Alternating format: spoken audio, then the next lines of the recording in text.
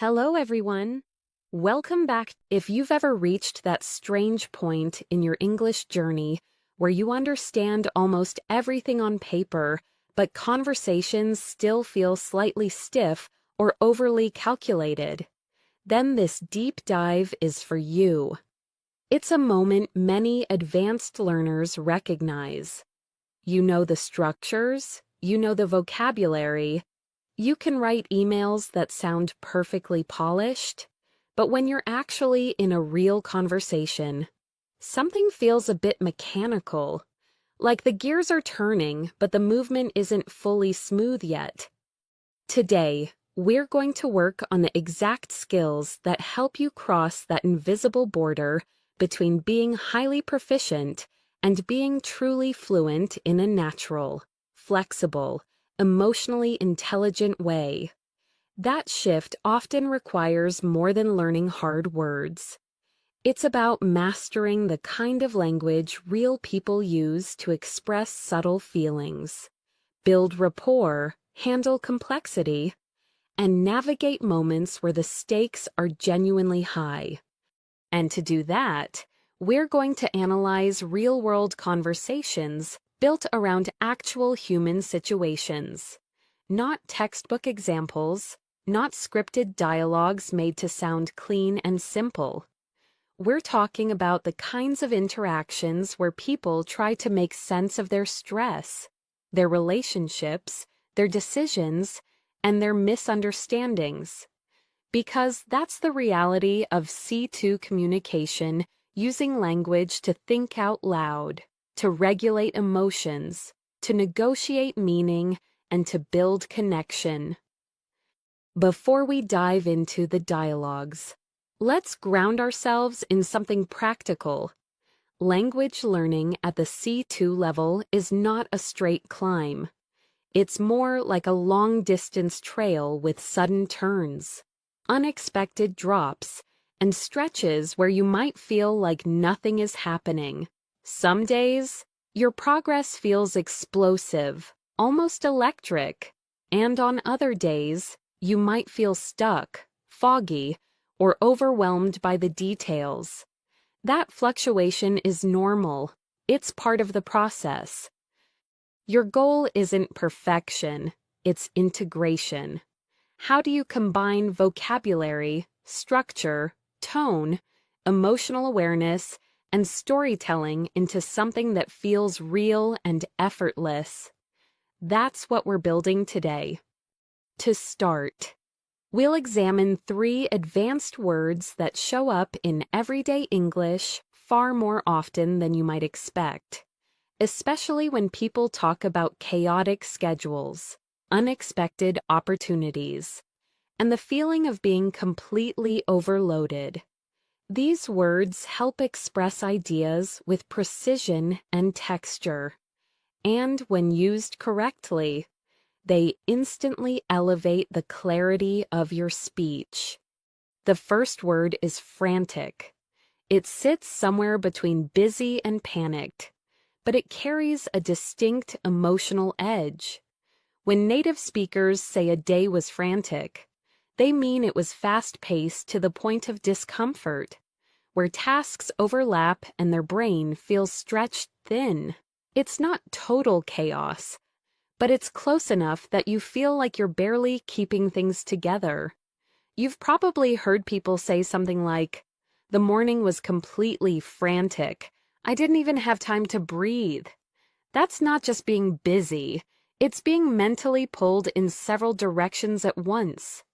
This word helps you describe intensity in a way that feels vivid but relatable. It's a common choice in workplaces, parenting, travel, or any situation where life speeds up beyond what feels manageable. The second word we're exploring is serendipity, which describes a fortunate discovery or positive moment that happens unexpectedly. It's the kind of experience people talk about when they say, "I wasn't looking for this, but it found me anyway." It's used often in professional conversations, creative settings, relationships, and everyday storytelling. For example, Someone might say, I met my business partner through pure serendipity. We happened to sit next to each other on a delayed flight. The moment itself wasn't planned, but it led to something meaningful. That's what gives the word its elegance and emotional weight. And the third word is overwhelmed. This one is incredibly common, far more than inundated, which is more formal. Overwhelmed is what people actually say when they feel buried by tasks, emotions, or responsibilities. You'll hear things like, I've been overwhelmed at work lately, or I feel overwhelmed by everything happening this week. It's conversational, relatable, and it gives the listener an immediate understanding of your emotional state. Being able to express degrees of stress like this is a key part of C2 communication because it helps you articulate your internal experience with accuracy rather than hiding behind vague phrases. Now that we've built this small vocabulary foundation, let's transition into our first real conversation. This one revolves around two friends, Natalie and Chris, who meet up after a demanding week. Their conversation showcases how advanced speakers use descriptive language, emotional nuance, and reflective thinking to turn a simple update into something much deeper. Picture the scene. They sit down at a small cafe near their offices. Natalie looks exhausted, not in a dramatic way, but in that quiet, heavy way that comes from a week where every day felt like a sprint. When Chris asks how she's been, she laughs softly and says her entire week has been frantic, not just busy, but full of constant pressure and shifting deadlines. She explains that she was overwhelmed by messages, requests, unexpected meetings, and last-minute changes. It wasn't just the amount of work, it was the mental strain of trying to keep up. Chris listens, not just waiting to speak, but genuinely listening, and he uses quick, supportive responses. The kind of small but meaningful verbal signals advanced speakers rely on, things like, that sounds intense, or wow. I can imagine how draining that must have been. These small responses are essential tools in natural C2 conversations. They guide the speaker forward, create emotional safety, and show you're not just hearing the words, but the person behind them. As the conversation unfolds, Natalie shares something unexpected that happened during her stressful week. And here's where our second vocabulary word comes into play. She explains that on Thursday, she left her office late, feeling completely burned out. She stopped by a local bookstore just to clear her head while wandering around. She picked up a novel she hadn't seen in years, a book she'd been searching for since college. And there it was, sitting on the shelf, almost as if it were waiting for her. She describes the moment as pure serendipity. Chris laughs because he knows exactly what she means. It wasn't life-changing, but it was one of those small, uplifting moments that feel almost magical because they arrive when you need them most. This small story prompts a deeper shift in the conversation. They begin reflecting on how unpredictable life can be, how a week that feels overwhelming and frantic can still hold pockets of beauty, comfort, or unexpected joy. And this is where advanced conversation naturally expands from describing events to extracting meaning from them. They talk about how sometimes the thing that keeps you going is a simple moment of serendipity, a reminder that not everything is pressure and deadlines. And Chris notes that moments like that often arrive when you're not actively looking for them, but when your mind is open enough to recognize them. This emotional reflection is the foundation of advanced fluency. It's not just vocabulary, it's the ability to move fluidly between experiences, emotions, insights, and small stories, all while keeping the conversation natural and grounded. And this is just the beginning.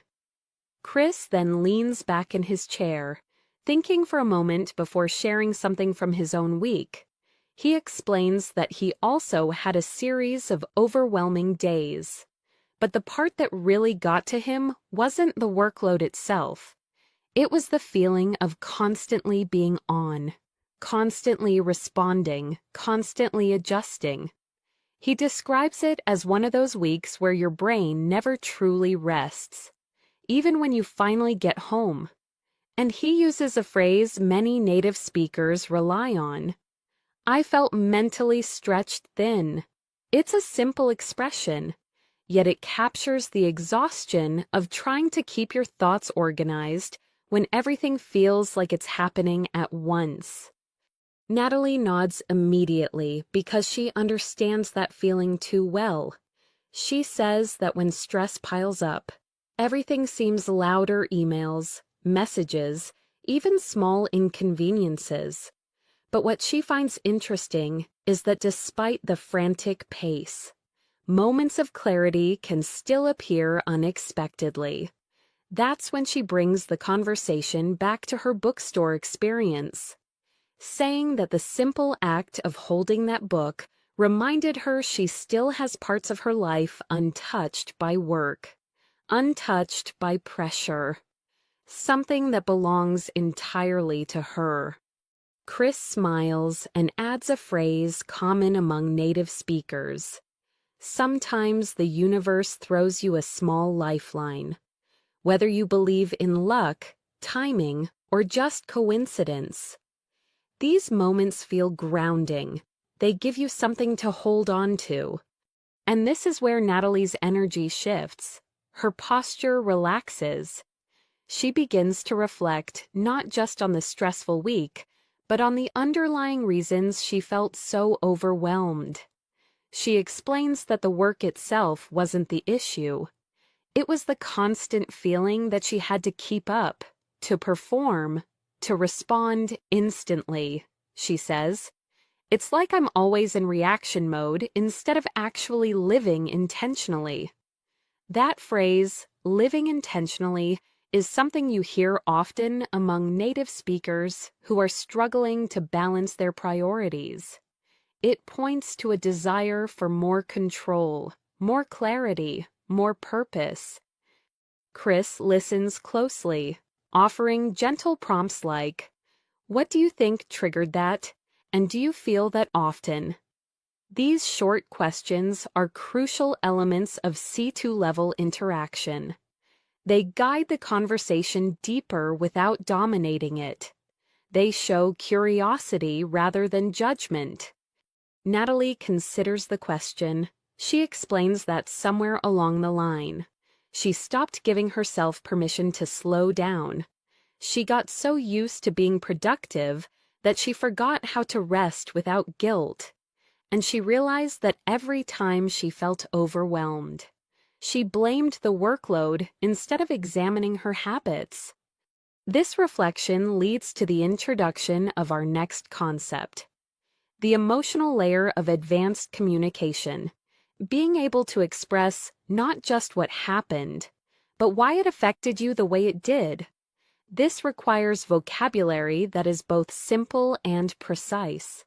Words like drained, guilty, relieved, grounded, disconnected, or consumed.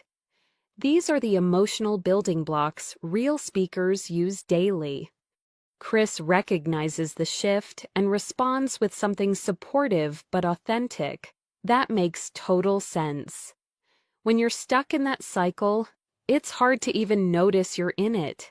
He doesn't offer solutions immediately. He doesn't minimize her experience. He stays present, which is one of the most powerful conversational skills at the C2 level.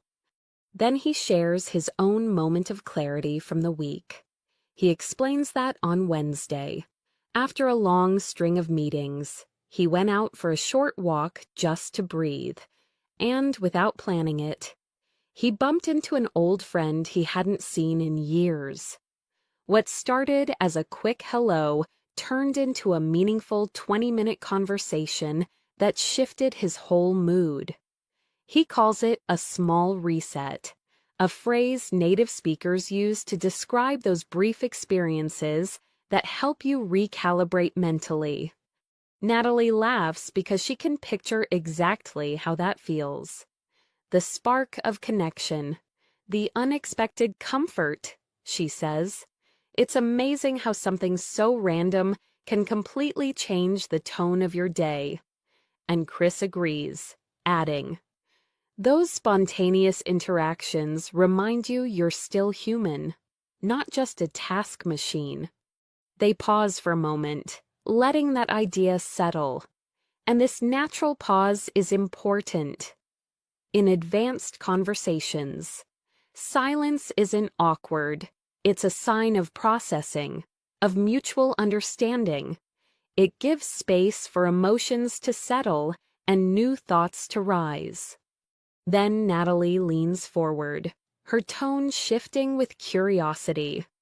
She asks Chris whether these moments, his unexpected meeting, and her bookstore discovery might be telling them something about the pace they've both been living at. She wonders if the reason these moments feel so powerful is that they stand in contrast to everything else, the rush, the noise, the constant multitasking.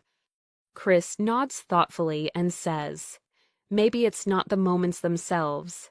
Maybe it's the reminder that we actually need space for things to happen." This idea resonates with both of them, and the conversation gently transitions from storytelling into reflection about life, priorities, and emotional well-being. This is a defining feature of advanced communication. A conversation begins with daily stress, but gradually unfolds into something more introspective, meaningful, and relational. It's not forced. It's not academic. It's simply how real conversations evolve when people feel safe to share openly. Now, before moving to the next scenario, this dialogue gives us several key takeaways that are worth highlighting for your own fluency. Vocabulary can create emotional clarity. Words like frantic, overwhelmed, drained, or grounded help express your inner experience accurately. Supportive listening shapes the flow. Phrases like, "I hear you," "That sounds tough," or "I can see why you felt that way," turn a conversation into connection. Small moments can reveal larger truths. Using everyday experiences as entry points into deeper topics is something native speakers do constantly. Reflection is a sign of advanced fluency. Being able to step back and analyze why something affected you shows mastery beyond grammar. And now that we've explored stress, pace, and emotional awareness, it's time to shift into another crucial area of C2 communication, handling delicate relational moments where honesty and respect intersect. As their conversation winds down, Natalie and Chris finish their coffees, and the scene shifts. We now move into a new real-world situation, one that tests emotional intelligence, boundaries, and honest communication.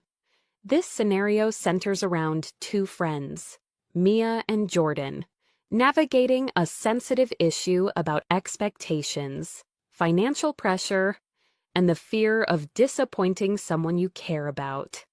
It begins on a quiet Saturday morning. Mia has invited Jordan over to talk because she sensed that something had been off between them during the past 2 weeks. They didn't argue. There was no dramatic moment. But the rhythm of their friendship felt slightly disrupted, less ease, fewer messages, more hesitation, and instead of ignoring it, Mia decides to address it directly, which is a common behavior among emotionally mature native speakers. Avoidance creates distance. Conversation restores connection. When Jordan arrives, Mia starts in a gentle, low-pressure way. She says, "Hey, before we dive into anything else, I've been picking up on a bit of tension lately. I could be wrong, but I just want to check in. This phrasing is important." She doesn't accuse, she doesn't assume. She simply expresses her observation and leaves space for Jordan's perspective. This kind of wording is extremely common in high-level English communication because it respects the other person's autonomy while also being transparent. Jordan takes a deep breath. He hesitates for a moment, not because he doesn't trust Mia, but because he's been wrestling with something quietly. Finally, he admits that he's been feeling uneasy about an upcoming group celebration. Mia is planning a dinner for her promotion, and she chose a trendy restaurant that's known for being pricey. She was excited. Everyone else seemed excited, but Jordan wasn't. And this is where he uses a phrase that carries emotional nuance. "I've been reluctant to say anything." The word reluctant expresses internal resistance, not a hard no, not anger, but discomfort rooted in fear, uncertainty, or vulnerability. Jordan explains that he recently started dealing with unexpected financial strain after a cut in his working hours, something he hasn't shared with anyone yet because of that. The idea of a high-cost dinner made him anxious. What matters here is not just the content, but the tone. Jordan isn't dramatic. He isn't complaining. He's simply being honest about his circumstances, and that honesty is a key element of advanced communication. He says, "I didn't want to be the one who ruined the plan. I didn't want to make things awkward, but the truth is, I can't afford something like that right now. And I've been stressing about how to tell you." This admission immediately softens the atmosphere. Mia's facial expression shifts not to frustration, but understanding. She says, "Thank you for telling me. I could sense something was weighing on you, but I didn't know what it was." Notice how she validates his feelings before addressing the situation itself. Validation builds trust, and it signals that the relationship matters more than the event. She continues, "Honestly, I think I've been missing the subtle signs. You've been quieter lately, and we haven't hung out as much. I should have checked in sooner. Here." She uses the word subtle to describe small behavioral cues, tiny shifts in tone, timing, or emotion that often carry hidden meaning. Native speakers rely heavily on this vocabulary when discussing emotional awareness. Jordan looks relieved. He explains that he never intended to hide anything. He simply felt embarrassed. And embarrassment is a powerful emotion that often leads people to retreat instead of communicating.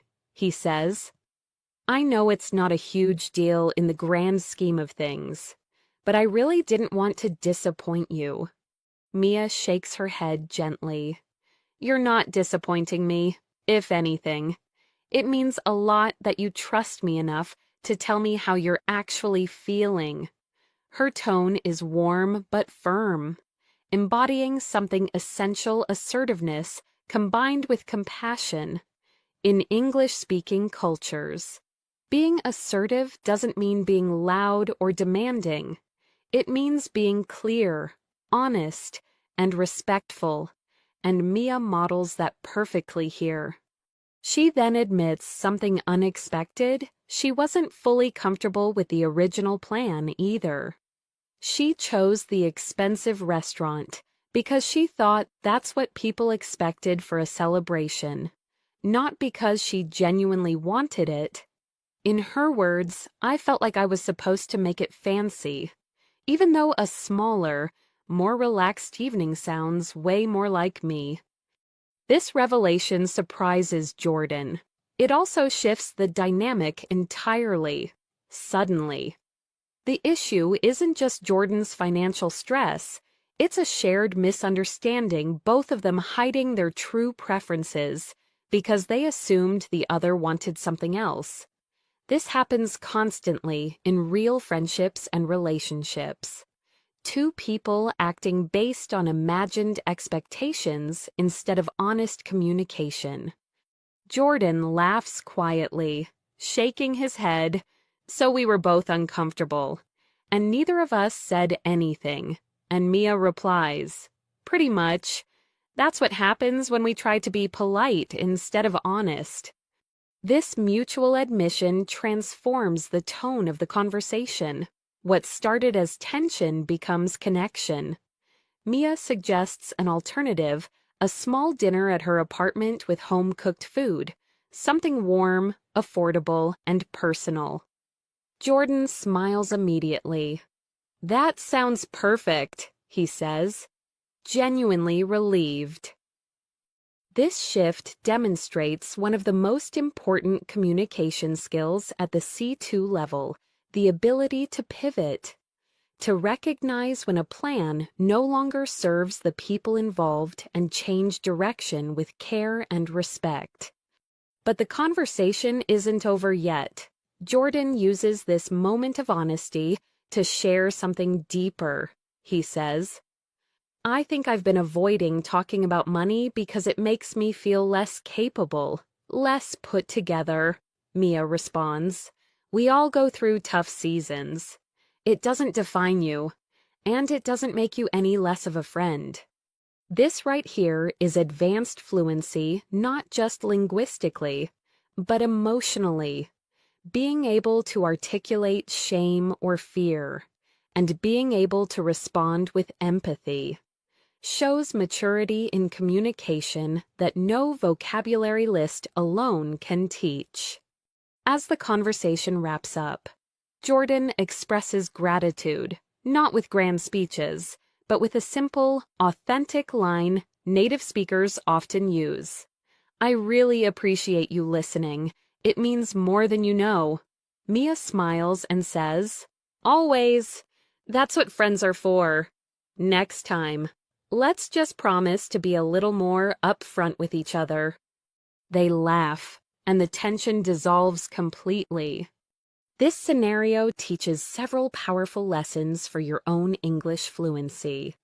Reluctance is often rooted in vulnerability. Being able to express that gently builds deeper connection. Assertiveness is kindness with clarity. It creates safety and prevents misunderstandings. Subtle cues matter. Catching small shifts in behavior is part of advanced communication. Honesty removes unnecessary pressure. Most conflicts fade quickly when both sides share the truth. In the next part, we'll move from personal conversations to a professional setting where misunderstandings, miscommunication, and assumptions can damage working relationships if not handled skillfully. If personal conversations require emotional honesty, workplace conversations demand precision, tact, and strategic language. Even small misunderstandings can create tension, especially when deadlines, responsibilities, or expectations collide. Our next scenario shows how two colleagues, Daniel and Sophie, navigate a professional misunderstanding using advanced conversational tools, clarifying intent, maintaining respect, and repairing trust. It starts on a Wednesday afternoon. Sophie has noticed that Daniel has been unusually distant since their last team meeting. He's polite, but something in his tone feels clipped. He responds quickly, but never expands. His usual warmth is gone. And because they typically work well together, this sudden shift catches her attention. Sophie knows how dangerous unspoken tension can be in a collaborative environment. So before the workday ends, she walks over to Daniel's desk and asks if they can talk briefly. She chooses her words carefully. I might be reading this wrong, but I've sensed a bit of strain between us since Monday. If something I said or did didn't sit well with you, I'd like to understand. Notice the phrasing gentle, open, without blame. This mirrors how emotionally intelligent professionals approach conflict. Daniel pauses, then nods. They step into a quiet corner of the office. His expression softens slightly, as if he's relieved the conversation is finally happening. He begins slowly. Thanks for bringing it up. I didn't want to make things awkward, but yeah, something has been bothering me. He explains that during Monday's meeting, Sophie presented their project update to the department head. Normally, they co-present or at least review the slides together beforehand, but this time, she finalized the presentation on her own because Daniel had been out sick the previous day. When he watched her deliver it, he noticed she shared a set of data he hadn't approved yet figures he had flagged as preliminary, not ready for upper management. He describes his reaction clearly but calmly. I felt sidelined, he says. And honestly, I was worried the numbers would be misconstrued as our final analysis. The phrase misconstrued is crucial here. Instead of saying you made it look like something it wasn't, or you misrepresented the work, he frames the potential problem as an issue of interpretation again, not blame. This keeps the conversation neutral and focused on process rather than personal fault. Sophie listens carefully. She doesn't interrupt. Her expression shifts from concern to understanding. Once Daniel finishes, she takes a breath and says, "Thank you for telling me. I can absolutely see how that would make you feel left out." She begins by validating his emotional experience, not defending herself. This is an essential step in resolving professional tension. Then she explains her side with equal clarity. She tells him that when she realized they needed updated numbers for the meeting, she panicked slightly. She checked the project folder and saw the dataset he had been working on. She noticed the preliminary label but misinterpreted it as meaning minor adjustments needed. Not ready to share, she says. I should have double-checked with you. I thought I was helping by keeping the project moving forward. What's powerful here is the absence of excuses. She doesn't say, well, you were sick, or no one else could do it. Instead, she owns the oversight. She continues, it was a genuine misunderstanding on my part, not an attempt to bypass you. Daniel nods slowly. His posture relaxes. His tone softens. I didn't think you were trying to go around me. I was more worried that the director would think the numbers were final. That honest clarification removes lingering tension. It shows that his frustration wasn't rooted in distrust of Sophie, but in fear of professional miscommunication. Now that both sides understand the context, the conversation naturally moves toward problem solving, which is the hallmark of advanced workplace communication. Sophie asks, how can we prevent this kind of mix-up in the future? Her tone is constructive, not defensive, not passive. Assertive in the healthiest sense, clear, collaborative, and focused on solutions. Daniel thinks for a moment. Then he suggests something realistic. Maybe anytime one of us can't review something, we leave a short note in the folder explaining what's final and what still needs work. just a sentence or two to avoid confusion. Sophie agrees instantly. That's simple, and it makes sure we're always on the same page. But then she adds something even more meaningful. I also want you to know our partnership matters to me. If anything, I did made you question that. I want to rebuild that trust. This statement is important for two reasons. First, it acknowledges the emotional component professionals often ignore. Second, it reaffirms commitment to the relationship, not just the project. Daniel responds with equal sincerity. I appreciate that. I value working with you too. And I'm glad we talked about this instead of letting it sit. With the tension gone, their communication becomes smoother, clearer, more authentic. And this moment becomes a turning point, strengthening rather than damaging their collaboration. There are several lessons here that advanced learners can integrate immediately. Clear observation beats accusation. Sensed strain is better than you've been acting weird. Intent matters. Misconstrued helps focus on interpretation, not blame. Validation is essential. I can see why that bothered you. Opens the door to resolution. Responsibility can be shared without guilt.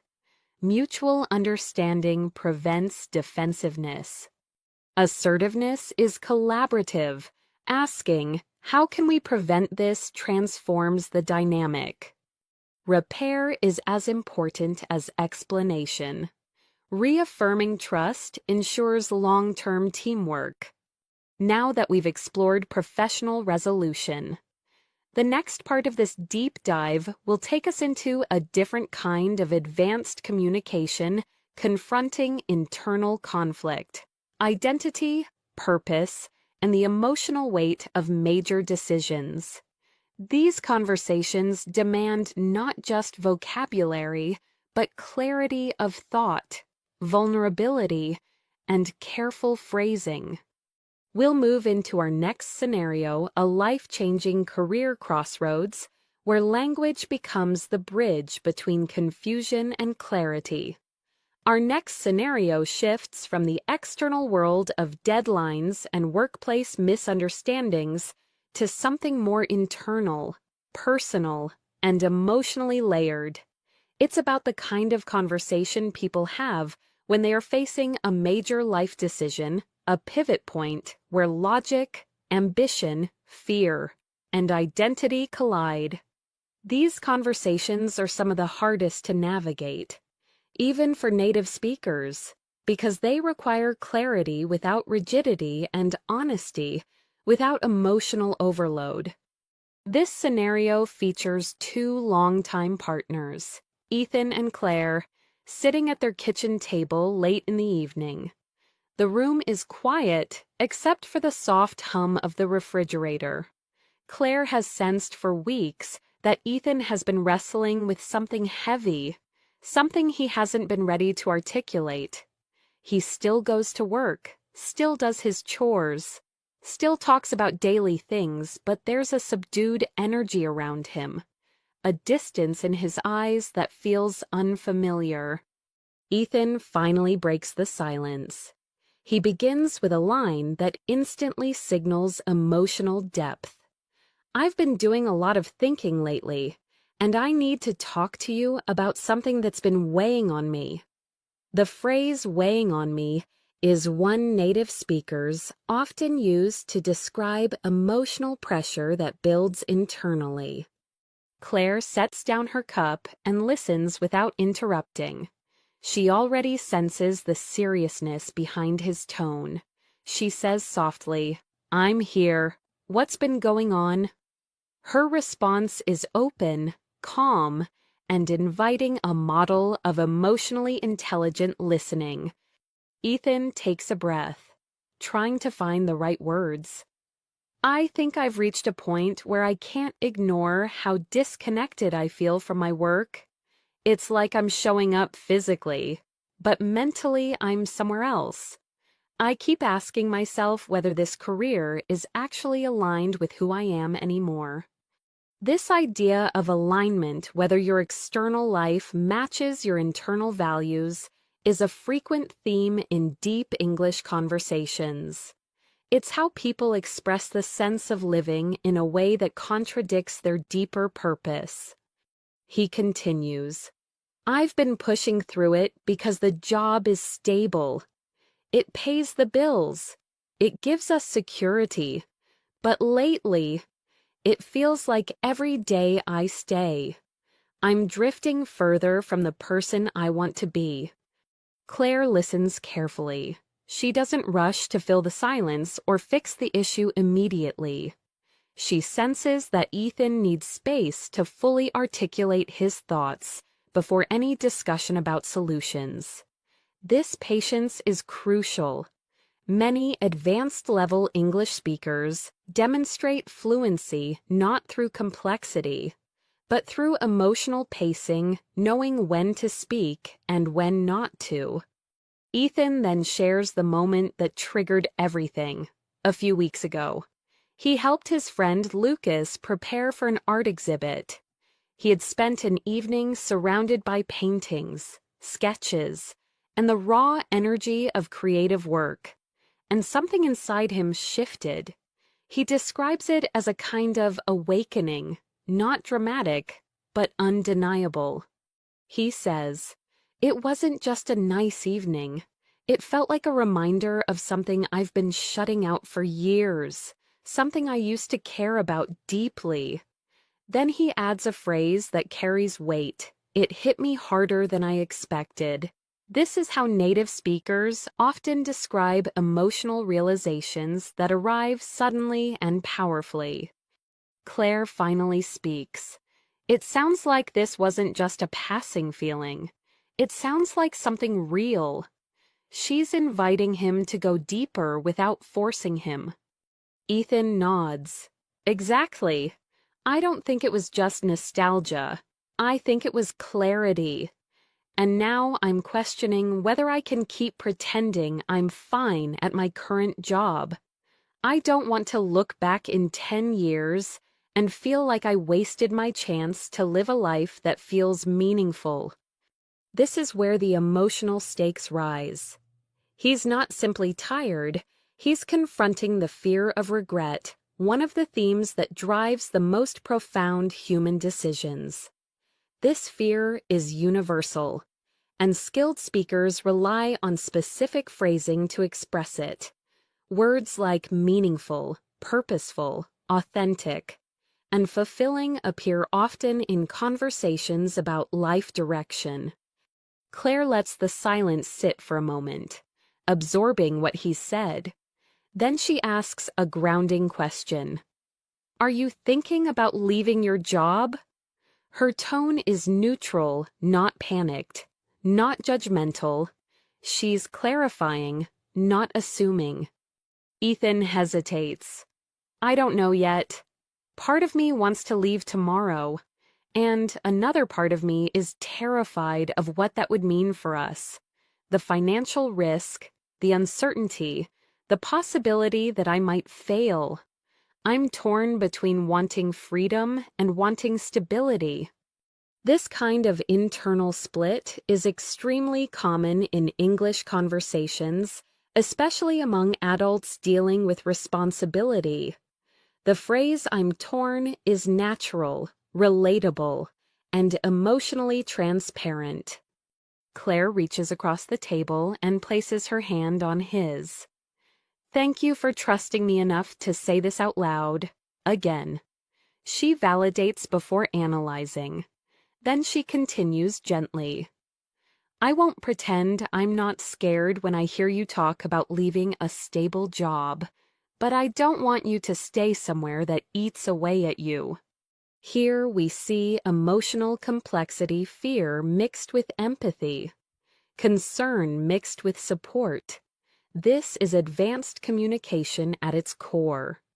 She adds, if we're going to talk about this seriously, We need to look at it from both angles, the emotional side and the practical side. This kind of balanced framing is common in healthy, mature relationships. Ethan nods slowly. That's exactly why I've been struggling. My heart is pulling me one way, and logic is pulling me another. Claire thinks for a moment and then says something subtle but powerful. Maybe it's not about choosing one or the other immediately. Maybe it's about figuring out whether there's a responsible way to explore this without jumping off a cliff. This metaphor, jumping off a cliff, is extremely common when talking about big risks. But what Claire is suggesting here is a middle path, a softer approach, something between staying and leaving. She continues, what if you started by dipping your toes into the creative world again? Take a class, volunteer for a project, work with Lucas more often. See if this feeling grows or fades. Ethan looks relieved. That actually makes sense. I've been thinking in extremes, stay forever or quit immediately. Maybe I need to slow down and test the waters. Their conversation shows how advanced speakers often use metaphors drifting, awakening, alignment, jumping off a cliff, testing the waters to express internal states that don't easily fit into simple vocabulary. Claire smiles gently.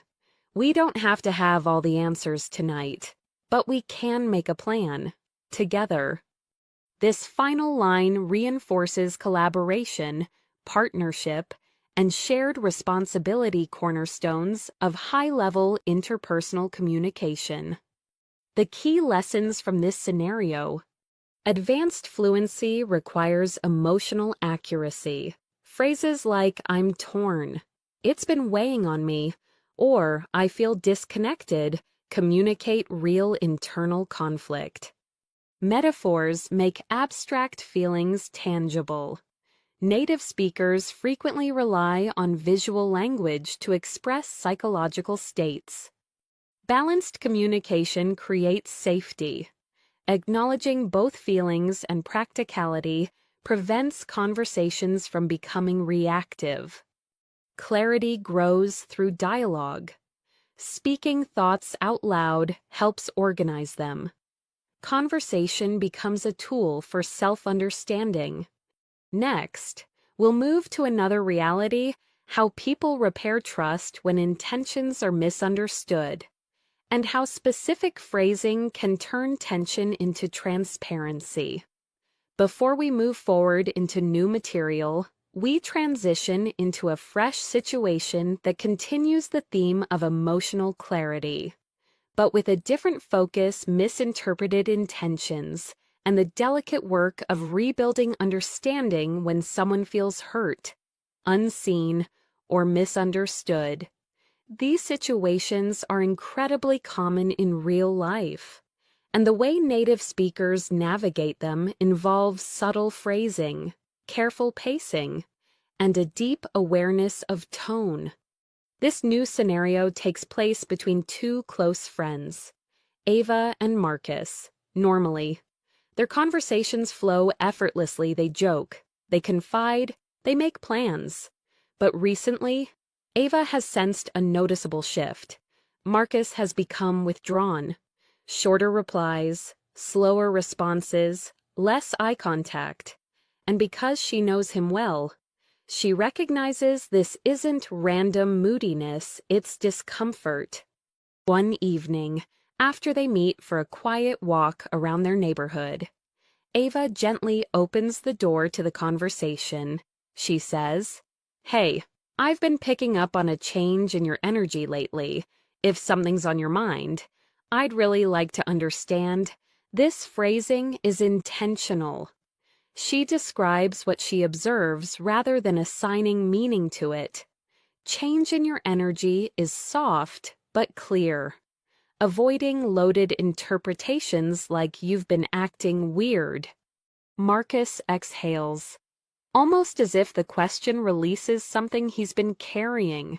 He hesitates, then says, I didn't want to make this awkward, but yeah, I've been feeling a little strange about something that happened last week. Ava's tone stays calm. Okay, I'm listening. He shifts his weight and finally explains. When we were at dinner with your coworkers, you made a joke about me always being late to everything. Everyone laughed, and I know you didn't mean anything by it, but I felt exposed. He pauses, searching for the right word, maybe even embarrassed. This is a real, relatable situation, minor on the surface, but carrying emotional depth. Ava's eyebrows lift slightly. She hadn't expected that. She remembers the moment clearly, but in her mind, it was harmless teasing. She responds carefully. Thank you for telling me. I truly didn't realize it landed that way. Notice again, validation first, context second. Marcus continues. I know you weren't trying to put me on the spot, but the timing wasn't great. I was already nervous meeting new people, and I felt like the joke confirmed the worst impression I could make. He shakes his head lightly. It wasn't you. It was the moment. But it stayed with me. He uses a phrase native speakers lean on, it stayed with me, meaning it lingered emotionally, long after the event. Ava absorbs this. She nods slowly and responds. I'm really sorry. Marcus, I honestly thought I was being playful, but I can completely see how it might have felt different from your perspective. She doesn't undercut his feeling with comments like, oh, come on, it wasn't that serious. That kind of reaction is common among less skilled communicators and often makes the situation worse. She continues, I didn't consider the context you were in. If I had known you were anxious, I would have never joked like that. Marcus takes a breath, a little relieved. I appreciate that. I didn't plan to bring it up because I didn't want to seem overly sensitive, but I realized it was affecting how I showed up around you. This is an important insight when misunderstandings stay unspoken. They subtly alter behavior. Ava says, I'd rather you bring it up than carry it alone, and the last thing I want is for a careless moment on my part to make you pull away. Her phrasing is gentle but assertive, a balance that demonstrates mature fluency. Marcus nods. Thanks. I didn't want to assume your intention. I just misread the moment. Right here, we see the introduction of an important advanced concept distinguishing intention from impact. Ava seizes this opportunity to clarify with care. I'm glad you said that, because my intention really was harmless, but I can fully acknowledge the impact it had. These kinds of statements are essential in repairing trust. They show ownership without defensiveness. To reinforce the bond, she follows up with, and please know. You never have to worry about seeming sensitive with me. If something affects you, I want to hear it. This line communicates safety, one of the most valuable components of meaningful communication. Marcus relaxes. That means a lot. And I'm glad we cleared it up. I didn't want something small to snowball. Ava smiles warmly. Same here, and I'll be more mindful in the future. Thank you for pointing it out. This conversation feels simple on the surface, but it's packed with advanced communicative skills. Naming the issue without accusation. I sensed a change in your energy. Opens the door gently. Expressing feelings without blame. I felt exposed. Not you embarrassed me. Validating before explaining. Ava acknowledges his experience before providing her perspective. Separating intention from impact. A key tool in emotionally intelligent communication. Reaffirming the relationship. Safety is explicitly strengthened through language. This dynamic is crucial for learners aiming to achieve C2 fluency. It demonstrates how real people handle vulnerable topics without escalating tension. But now, we move into an even more intricate layer of advanced communication, navigating a scenario where both people believe they are right, yet their interpretations differ dramatically. These are conversations where clarity, objectivity, and self-regulation matter more than ever. The next scenario unfolds in a workplace not about missed slides or deadlines this time, but about perceived criticism, emotional triggers, and the subtle difference between constructive feedback and personal attack. This is where the real language mastery begins. We now move into a workplace situation that many people, native speakers included, struggle to navigate, gracefully receiving feedback that feels personal and the emotional unraveling that can follow. At the C2 level, mastery involves more than vocabulary. It's the ability to articulate emotional reactions clearly, separate facts from assumptions, and prevent misunderstandings from spreading or deepening. This scenario centers on two coworkers, Lena and Robert, who collaborate often but have very different communication styles. Lena is straightforward and analytical. Robert is thoughtful, intuitive, and a bit more sensitive to tone than he admits. Their strengths normally complement each other until something shifts unexpectedly. It begins in a conference room after a team meeting, earlier that morning. Lena had given Robert some feedback about his project proposal. She phrased it factually. "Some of your numbers might need verification before we present them." In her mind, this was neutral, even helpful. But Robert heard something very different. As soon as the meeting ended, he grew unusually quiet. He avoided eye contact. His responses to her became clipped, almost cold. Lena noticed the shift but didn't know what triggered it. Later that afternoon, sensing the growing tension, she approaches him at his desk and gently asks, "Hey, can we talk for a minute? I feel like something felt off this morning." Again, notice the balance. She acknowledges a shift without assuming why it happened. Robert looks hesitant but agrees. They move to a quieter hallway, and the conversation begins. Lena starts softly. "If I said something that landed wrong, I'd really like to understand."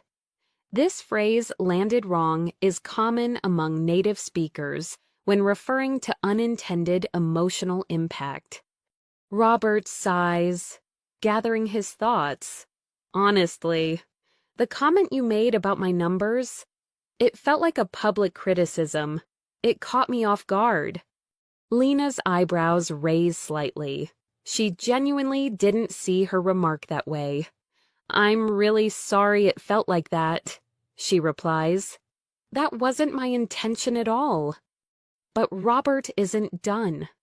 "I know you weren't trying to undermine me, but when you said that in front of everyone, I felt singled out." He pauses, searching for a phrase that captures the nuance. "It just hit a nerve." This phrase is extremely common.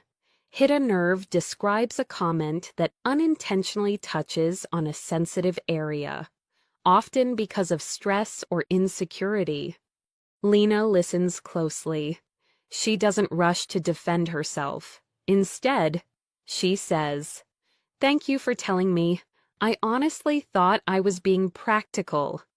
but I can understand how the timing might have felt uncomfortable. This is the hallmark of advanced communication. Acknowledging both perspectives without declaring one correct. Robert shifts his weight, softening slightly. I've been anxious about that proposal. I've spent a lot of time on it, so I guess I was more sensitive than usual. Here, he does something crucial. He owns his internal reaction rather than projecting it onto Lena. This prevents the conversation from becoming accusatory. Lena nods. That makes total sense, and I really value the work you've put into this. Maybe I should have checked in with you privately instead of saying it in the meeting. She then adds a phrase native speakers use to soften the emotional edge. I'm sorry for the way it came across, again focusing on the impact, not assigning blame. Robert exhales. Some tension leaves his shoulders. I appreciate that. I didn't want to make a big deal out of it. I just needed to be honest about how it felt. This honesty creates a turning point in the conversation. Now that the emotional air is clear, they shift into practical territory. Lena says, "How about from now on, if either of us spots something that needs adjusting, we bring it up privately first. That way, we're aligned before the team sees anything."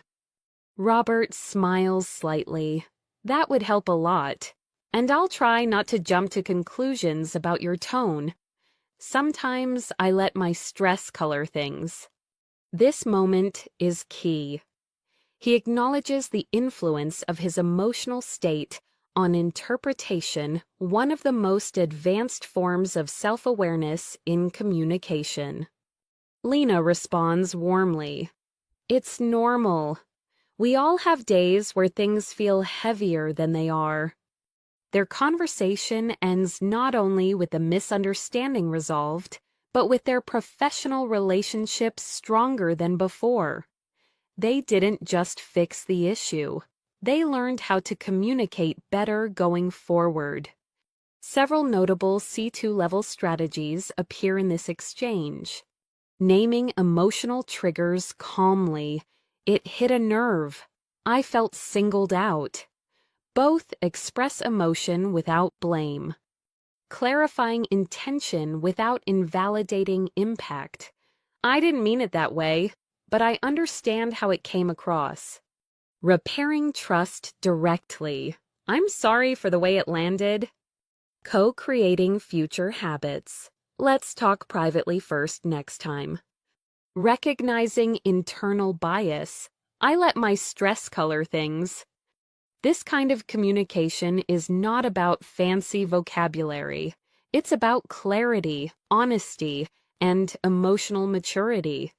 Now, we shift into another important component of advanced fluency narrative construction: how native speakers tell stories, highlight key details, and build emotional arcs that make conversations richer, more engaging, and more meaningful. Our next scenario: two siblings reflecting on a family moment that shaped the way they see responsibility, gratitude, and adulthood. This next dialogue will showcase how storytelling becomes a tool for connection and how choosing the right phrases can transform a simple memory into a powerful shared insight. Our next scenario explores something deeply human: how people tell stories that reveal who they are, what they value, and how they interpret their past. Storytelling is one of the most powerful signs of advanced fluency, not because of complicated vocabulary, but because of structure, emotional pacing, and the ability to highlight meaning. This scene takes place between two siblings, Lucas and Emily, who rarely have long conversations because of their busy schedules. One weekend, they meet at a bakery they used to visit when they were kids. The familiar smell of warm bread and cinnamon rolls creates a comforting backdrop, and as they sit by the window, their conversation gradually drifts into memories.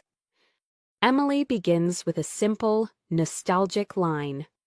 "It's funny how walking into this place brings everything back." Lucas smiles, nodding. "Yeah, it's like the past is sitting at the table with us. This metaphor light, poetic.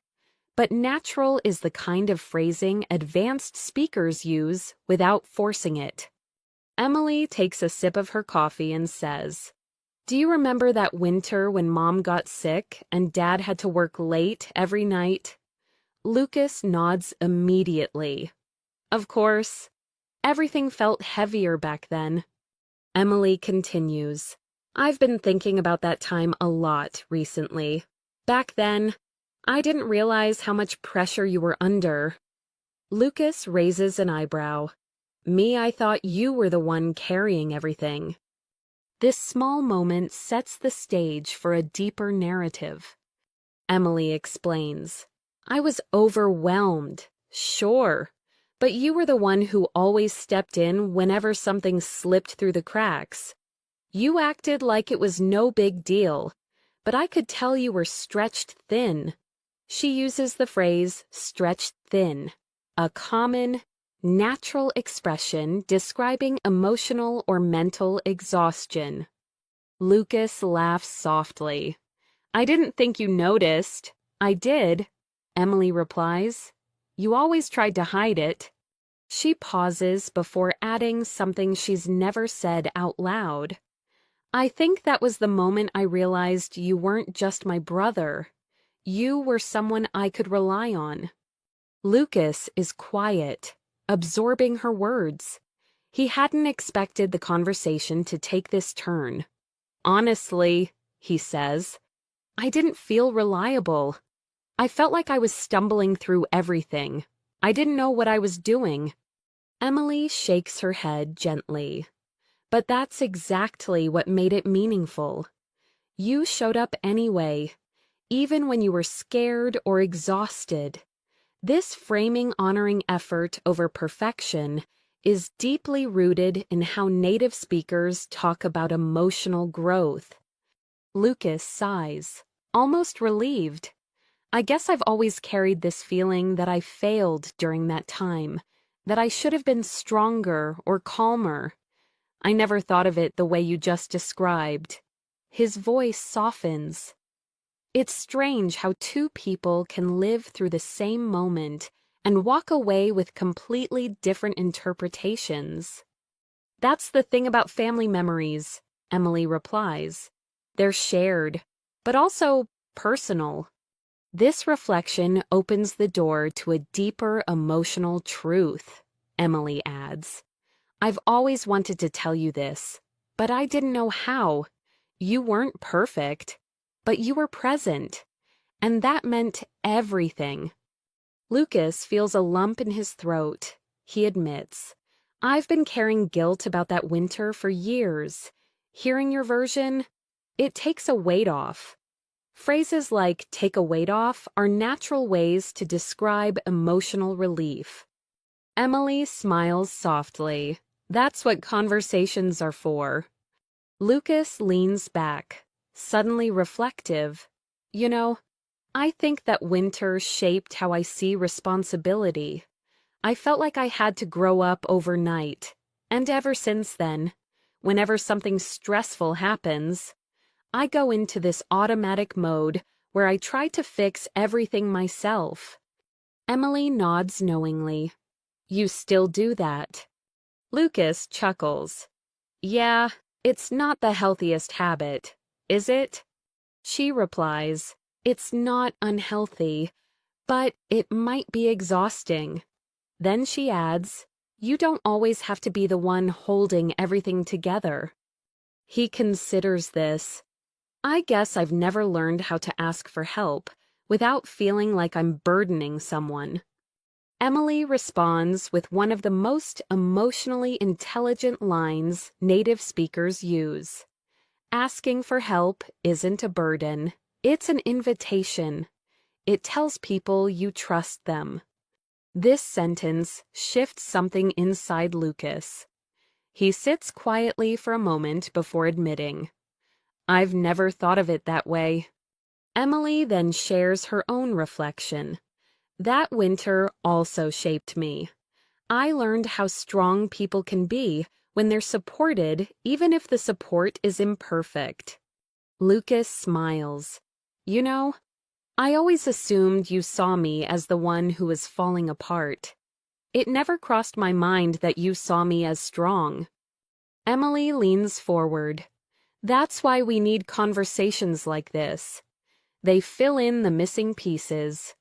The moment softens further as Lucas says, "I'm glad we're talking about this now. It feels overdue." Emily nods. "Better late than never." Then Lucas adds a phrase that captures emotional reconciliation beautifully. It feels like something just clicked into place. Emily laughs. "Same." This entire exchange demonstrates several advanced communication skills. Narrative depth through emotion, not complexity. Simple words, reliable, overwhelmed. Relieved carry powerful meaning. Perspective exchange. Understanding that two people can interpret the same event differently. Acknowledgement of vulnerability. Admitting fear, guilt, or exhaustion without dramatizing. Relational reassurance. You weren't perfect, but you were present is the kind of gentle truth that strengthens bonds. Using metaphor naturally. The past sitting at the table with us takes a weight off. Something clicked into place.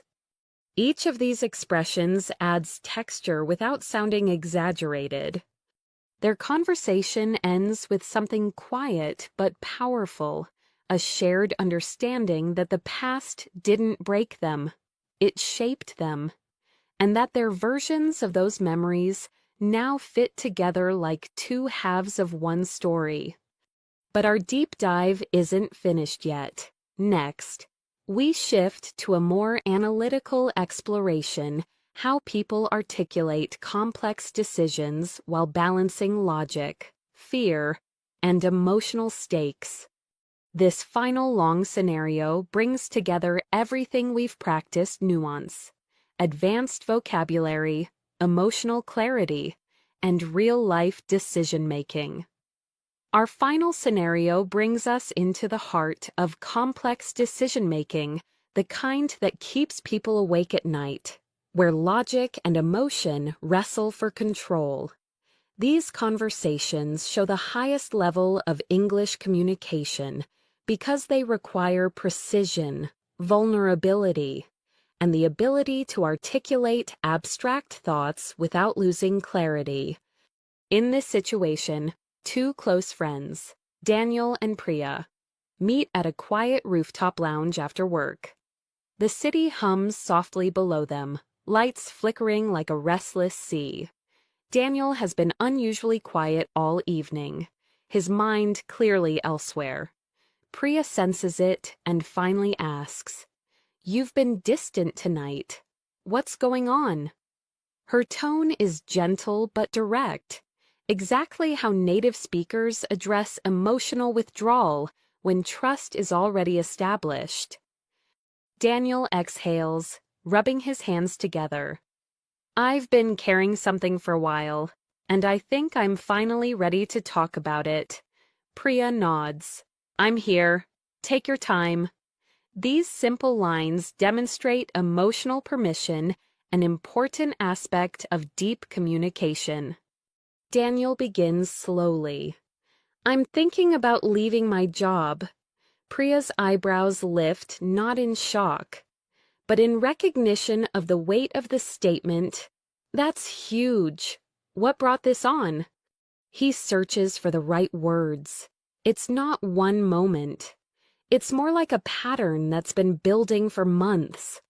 Every day feels like I'm drifting further from the life I actually want. And the more I ignore it, the heavier it feels. Priya listens closely.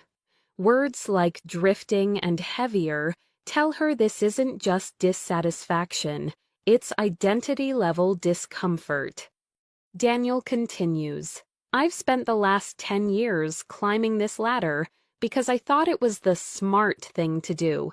Stable income, clear path, impressive title. But lately, it all feels hollow. The word hollow carries emotional depth. It's frequently used by native speakers to describe success that looks good externally but feels empty internally. Priya nods slowly. When did you start feeling this way? Daniel laughs without humor. I think I ignored the signs for years, but the tipping point happened last month. I was mentoring a junior designer, and watching him talk about his side projects, I felt this sudden jolt, like I was looking at a version of myself I abandoned along the way. He pauses, trying to articulate something slippery. It wasn't envy, it was recognition, like I was staring at the passion I used to have. Priya leans in. That must have been intense. Daniel nods. It was, and it forced me to admit something I've been avoiding. I don't want to build someone else's dream anymore. I want to build my own. This line marks a turning point. It reveals ambition, frustration, and longing all at once. Priya takes a breath. So what's stopping you? Daniel answers immediately. Fear. He lets the word sit in the air.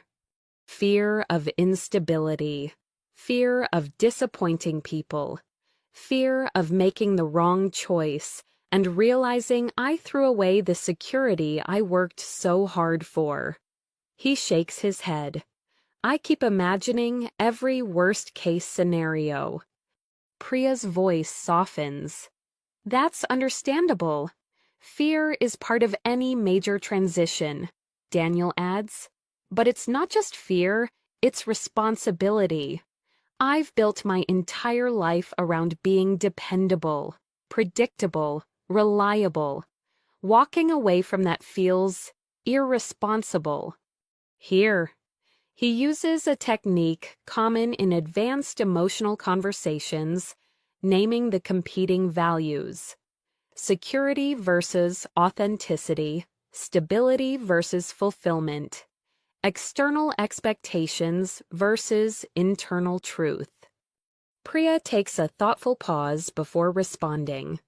Can I be honest? Daniel nods. You sound like someone who's already made the decision emotionally, but hasn't given himself permission to say it out loud logically. Daniel freezes. Her words strike something deep. He murmurs, maybe. Priya continues gently. You're not reckless. You're not impulsive. If you're feeling this strongly, it's not a whim, it's a signal. Daniel lifts his eyes.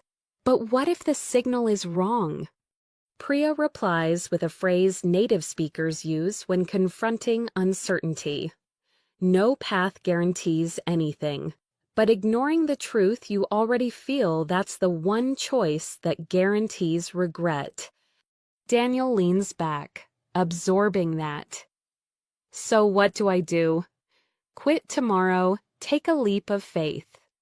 Priya smiles slightly. I'm not saying jump off a cliff. I'm saying build a bridge first.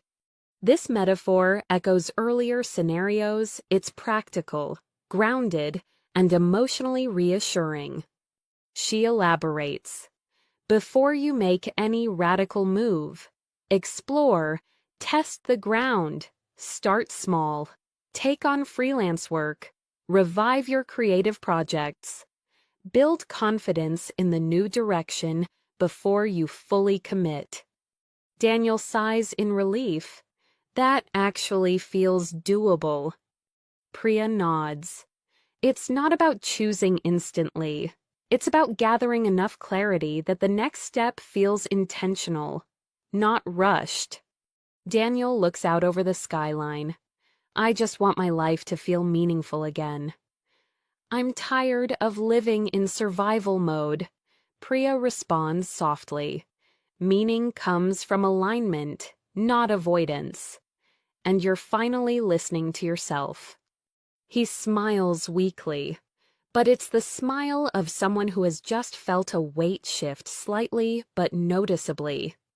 Daniel quietly admits, I didn't realize how much I needed to say this out loud. Priya places a hand on his shoulder. That's what friends are for. Then she adds one more line, simple, grounding. Profoundly native. You don't have to figure out everything tonight. You just have to stop pretending you're fine. This sentence lands with clarity, not dramatic, just true. Daniel nods, feeling lighter. Thank you. Really. The scene ends quietly, but with a new sense of internal direction. This conversation reveals several advanced communication tools. Naming emotions with nuance, hollow, drifting, heavier, recognition, responsibility. Using metaphors to clarify inner conflict, climbing a ladder, looking at a version of myself, build a bridge. Allowing silence to carry meaning. Emotion needs space. Balancing empathy with gentle challenge. You sound like you've already made the decision emotionally. Moving from emotion to strategy, not reckless leaps, intentional exploration. We now move toward the conclusion of this deep dive, a final section that ties together everything emotional intelligence. Narrative structure, intentional phrasing, advanced vocabulary, and the delicate skill of guiding conversations toward clarity. As the evening deepens and the city lights shimmer across the rooftops, Daniel and Priya sit in a long, quiet moment. Not an awkward silence, but a thoughtful one, the kind that often follows emotional clarity. You can almost feel the air settle between them, the weight of unspoken tension finally easing. Priya eventually breaks the silence with a gentle, reflective tone.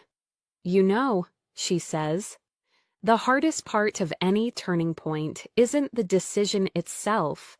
It's admitting to yourself that the life you've built no longer fits who you are becoming. Daniel nods slowly. Yeah, I think I've been scared to admit that the version of success I've been chasing wasn't actually mine. This single line encapsulates something millions of English speakers struggle to articulate: the dissonance between external success and internal fulfillment. The ability to express this tension clearly is a hallmark of advanced fluency. Priya continues. The good news is you're not starting from zero. You're starting from experience, from insight, from a decade of skills that you'll carry with you no matter what direction you take. Daniel allows a small smile to form. That's true. I keep thinking of this as losing something. But maybe it's just shifting. That's exactly it. Priya replies, change isn't subtraction, it's evolution. She leans forward, her voice steady. You know what I think? You're finally listening to the part of yourself you've ignored for too long. And that isn't reckless, that's honest. His eyes soften at that. I guess I needed someone to reflect it back to me. Priya responds simply. Sometimes clarity comes from hearing your own truth spoken out loud. They sit with that thought, letting it sink in.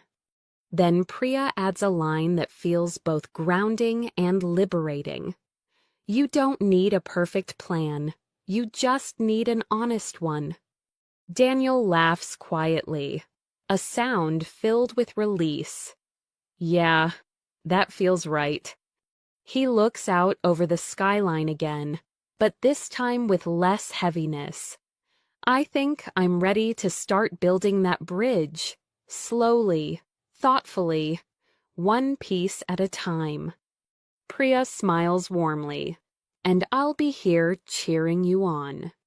Their conversation ends not with a dramatic breakthrough, but with something far more realistic and powerful, a quiet internal shift, a sense of direction, and the relief that comes from honesty, connection, and clarity. And as we wrap up this deep dive into advanced English communication, these last scenes tie together everything we've explored so far.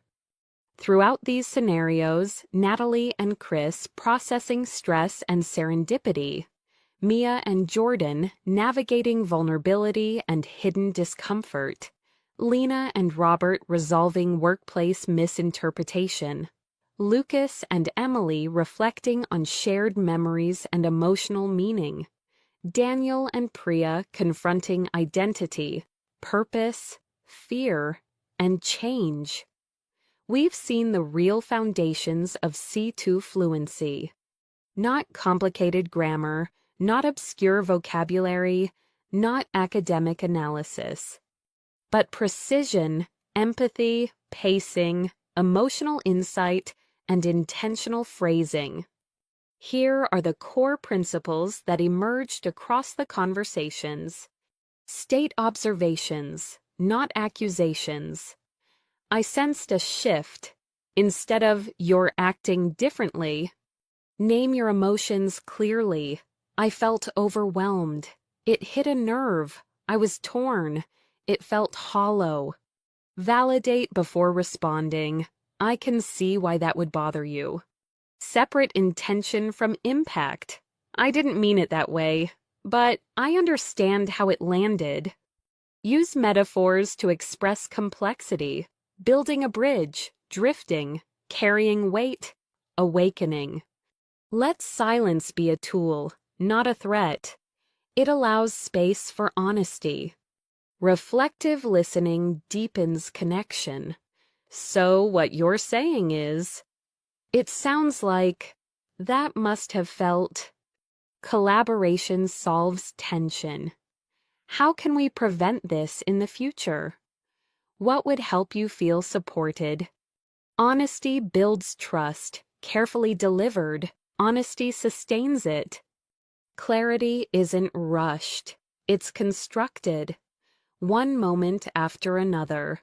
One phrase at a time. If you pay attention to how native speakers navigate their most meaningful conversations, you'll notice these same patterns repeated again and again. Not because they follow rules, but because these strategies reflect how humans naturally build understanding. This is the heart of real advanced fluency. Using language not just to communicate, but to connect. Not just to describe events, but to reveal meaning. Not just to exchange words, but to move relationships forward. Before we close, here's one final question for your own growth. Something to carry into your week. Is there a conversation in your life where being just a little more honest, a little more clear, or a little more emotionally present could shift something important? Maybe it's a small misunderstanding you've been avoiding. Maybe it's a boundary you haven't expressed yet. Maybe it's a truth you haven't allowed yourself to say out loud. Consider how the tools we practiced validation, clarity, emotional vocabulary, narrative insight might help you approach that moment with confidence. Every conversation is a chance to refine your fluency. Every expression of truth is a step toward authenticity. And every small shift in communication builds the foundation for deeper relationships. Thank you for joining this deep dive. We'll see you in the next session as we keep exploring the real human. beautifully complex ways we use language to understand ourselves and each other.